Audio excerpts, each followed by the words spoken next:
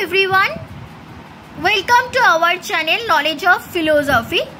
আজকে আমরা আলোচনা করব সত্যাপেক্ষক যোজকের ব্যবহার সত্য সারণীর ক্ষেত্রে বা সত্য সারণীর রুলসও বলো যাই বলো না কেন সেই ক্ষেত্রে আমাদের যোজকের ব্যবহারটা জানতে হবে।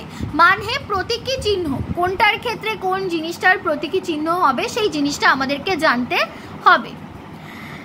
নয় না এমন নয় যে এগুলোর ক্ষেত্রে বলছে নেগেশন বা কার্ল, এই চিহ্নটাকে নেগেশন বা কার্ল বোঝাচ্ছে।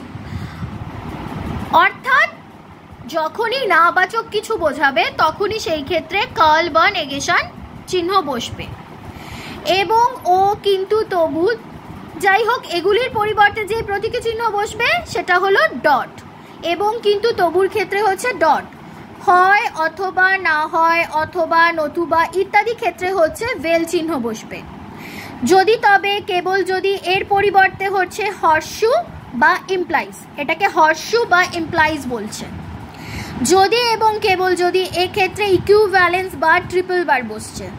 যদি এবং কেবল যদি ক্ষেত্রে হচ্ছে ট্রিপল বার বা ইকুইভ্যালেন্স বসছে। তাহলে পুরোটা বোঝা গেল।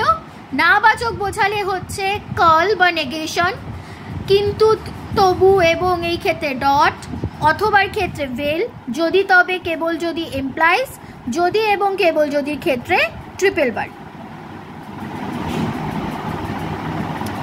আজকের ক্লাসটি যদি তোমাদের ভালো লেগে থাকে তাহলে অবশ্যই চ্যানেলটিকে লাইক শেয়ার করো এবং আমাদের চ্যানেলে যদি কোনো নতুন সদস্য দেখে থাকো তাহলে চ্যানেলটিকে সাবস্ক্রাইব করো।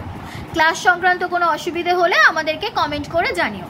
আজকের ক্লাসটা এইটুকুনি। Thank you so much.